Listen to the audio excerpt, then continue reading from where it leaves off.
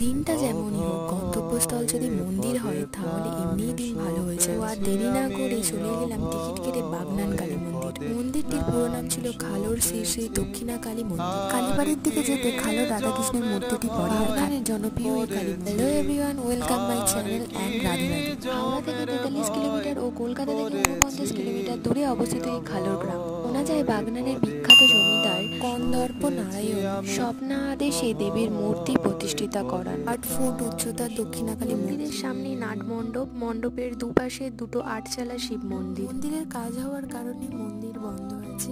মায়ের পুজো অর্চনা চলছে পাশের জগদ্ধাত্রী মন্দির। তোমাদের হয়তো মনে হবে আমি মন্দিরে বসে কি লিখছি, আমি ডায়েরি লিখছিলাম। সত্যি বলতে একাকিত্বটা উপভোগ করা দরকার। একাকিত্বর মধ্যেও আমি কিছুটা খুশি অনুভব করি। যাই হোক, ডায়েরি লেখা কমপ্লিট করে আমি বাড়ির পথে রওনা দিলাম। তারপর একটা পেয়ারা কিনলাম 10 টাকা দিয়ে, ওটা খেতে খেতে বাড়ি চলে এলাম। ভিডিওটি কেমন লাগলো অবশ্যই